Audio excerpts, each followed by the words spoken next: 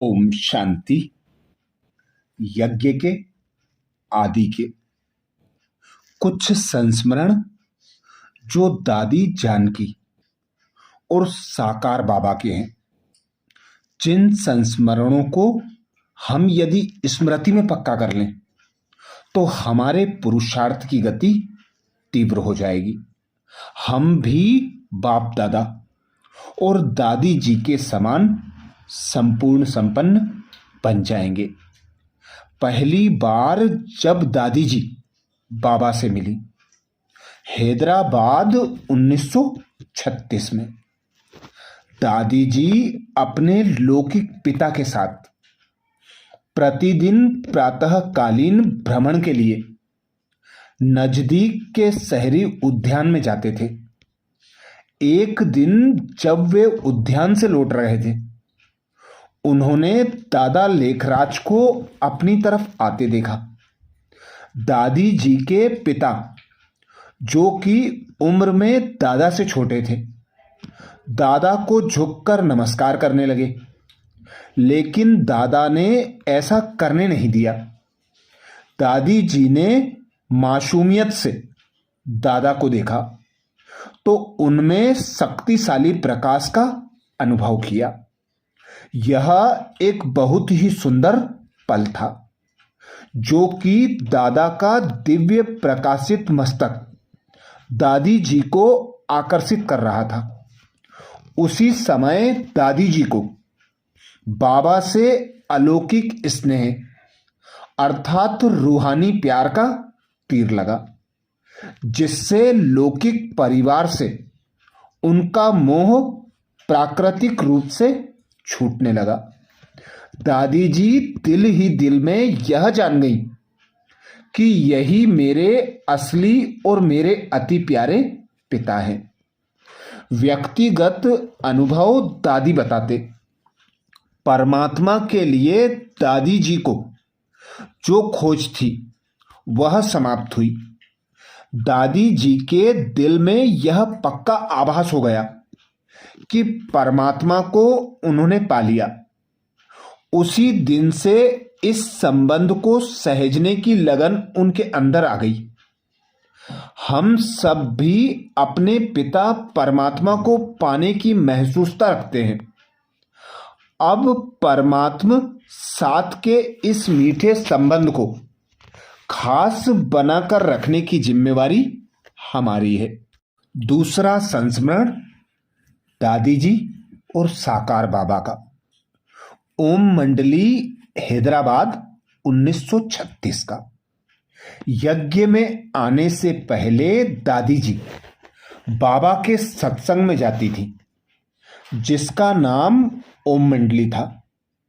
एक दिन दादी ओम मंडली में गई तो बाबा सृष्टि चक्र की शिक्षा दे रहे थे। ऐसा पाठ दादी जी ने पहली बार पढ़ा था। यह एक साधारण सा शिक्षा का कक्ष था, जिसमें बच्चे बेंच पर बैठे थे और सामने एक टेबल तथा बोर्ड होते थे। बोर्ड पर सृष्टि चक्र की फोटो थी। इसमें परमात्मा के बारे में स्पष्टता दर्शाई गई थी। परम शिक्षक अपनी महान विजडम अर्थात प्रजा का यह महान पाठ पढ़ा रहे थे। दादी कक्षा में प्रवेश हुई और पीछे खड़ी होकर देखने लगी, लेकिन इसी बीच बाबा की नजर दादी पर पड़ी और प्यार भरी दृष्टि पाकर दादी ने मन ही मन कहा, बाबा मैं आपकी हूं, मैं आपके लिए यहां आई हूं। अब आपकी बारी है, आपको मेरा स्वागत करने की।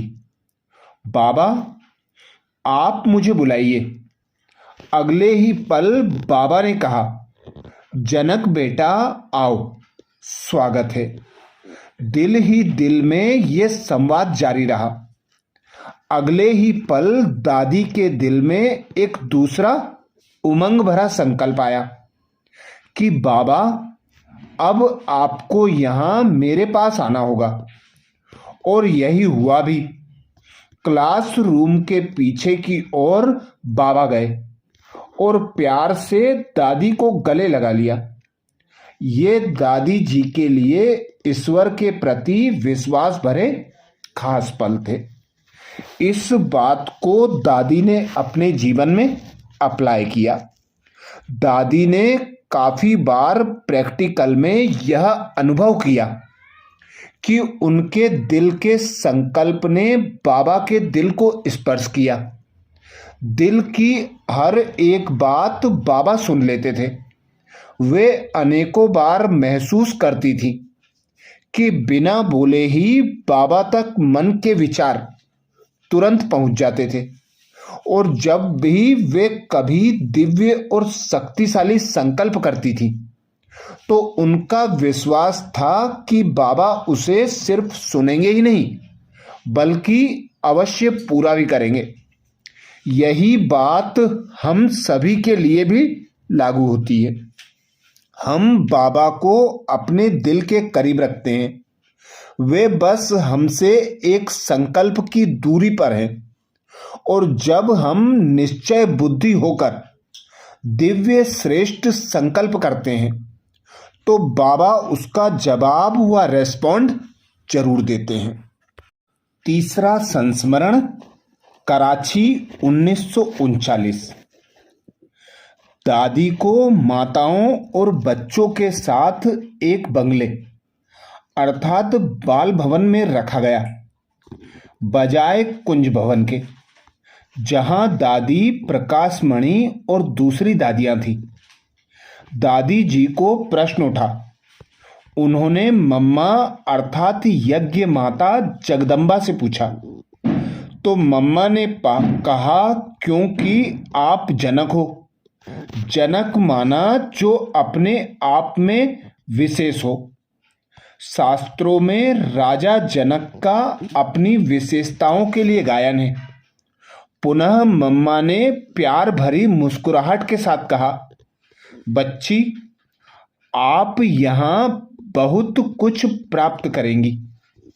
उन दिनों बाबा के बच्चे अलग अलग बंगलों में रहा करते थे। यह नियम था कि एक एक करके हर बंगले के बच्चों को मुरली सुनने का और बाबा से मिलने का सुअवसर मिलता था। जहां दादी जी रहती थी वहां की माताएं धीरे धीरे शिक्षा ग्रहण करती थी। हर बार जब भी दादी जी मुरली सुनकर आती तो माताओं के साथ शेयर करती तो माताएं बहुत एप्रिसिएट अर्थात प्रशंसा करती थी कि ये जनक बाबा की प्रेरणाओं भरी मुरली को बहुत सहज रीति सुनाती है।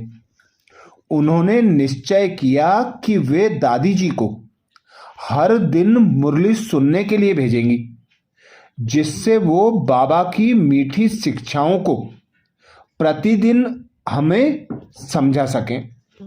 इस प्रकार दादी जी का भाग्य चमक गया। जैसे जैसे समय बीतता गया, फायदे दिखने शुरू हुए। दादी प्रतिदिन मुरली सुनती थी और बाबा तथा मम्मा की प्यार भरी दृष्टि लेती थी। इससे उनका प्रतिदिन मुरली पढ़ना और दोहराना शुरू हुआ। उनका आत्मविश्वास बढ़ा और वे बाबा की शिक्षाओं को बिना किसी झिझक या रुकावट के शेयर करने लगी। दादी ने महसूस किया कि एक शिक्षक के रूप में उनकी नींव शक्तिशाली होती जा रही है। दादी जी ने जो जीवन में अप्लाई किया, मम्मा के शब्द सच हुए और दादी जी ने बहुत फायदे महसूस किए।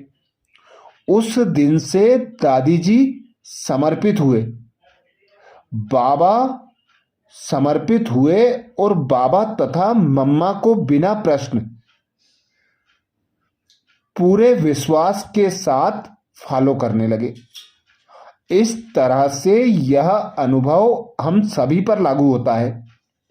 इस संसार में और बेहद के देवीय परिवार में बाबा ने हमें वहां रखा है जहां हमारे और दूसरों के लिए फायदे ही फायदे हैं। अच्छा, ऐसे ही और यज्ञ के आदि के साकार बाबा और दादी जानकी जी के साथ के संस्मरण सुनने के लिए बाबा के चैनल को सब्सक्राइब करें। वीडियो को सभी बीके भाई बहनों को शेयर करने की सेवा जरूर करें। ओम शांति।